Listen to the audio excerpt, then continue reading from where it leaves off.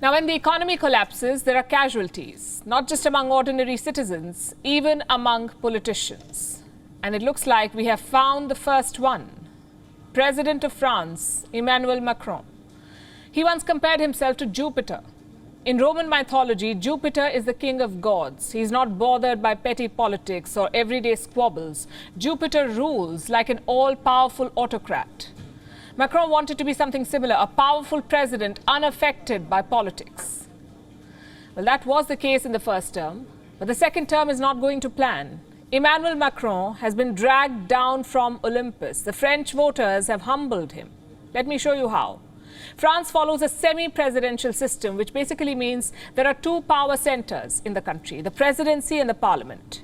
Now, Macron won the presidency again in the month of April.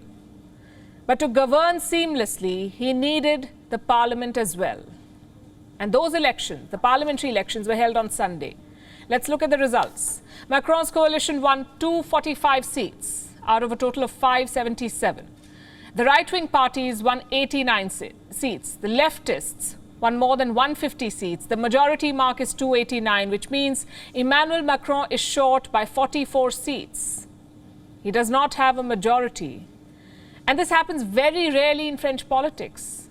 You see, their system is designed to help the president get a parliamentary majority. Every president has done so in the last 20 years. So how did Macron fail? Because of two reasons. Number one, a resurgence of the extremes.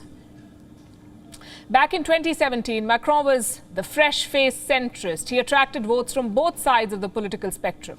But 5 years later, he is the embattled incumbent. The left and right wing capitalized on that. Reason number two, a weak campaign. Macron took weeks to announce his new prime minister. The energy and charisma of 2017 were missing.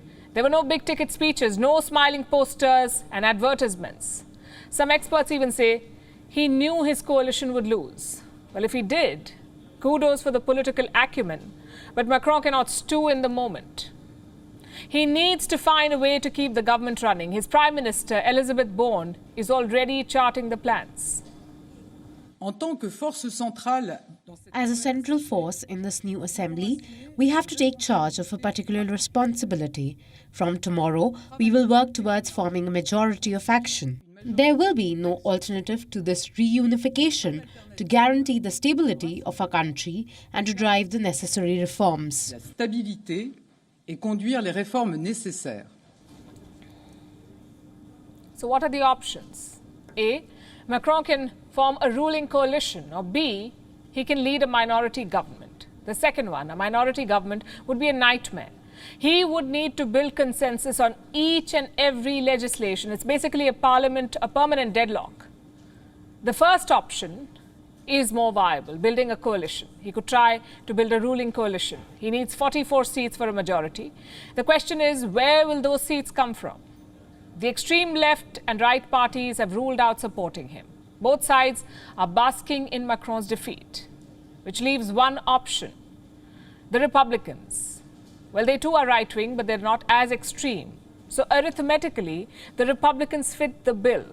Politically, not so much. Macron's entire brand is based on centrism, you see, neither left nor right. That's what he sold to his voters. He's a centrist. So partnering with the right-wing party could spoil that image. Plus, the Republicans could play hardball, maybe demand more ministries or push Macron towards more right-wing policies. So a coalition is not a guarantee at the moment. And where does that leave the president? Clouded in uncertainty. On foreign policy, he's technically safe, because that is the president's prerogative, foreign policy.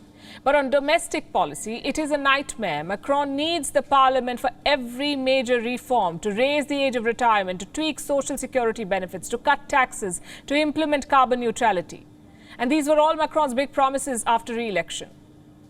But without parliamentary majority, they're impossible.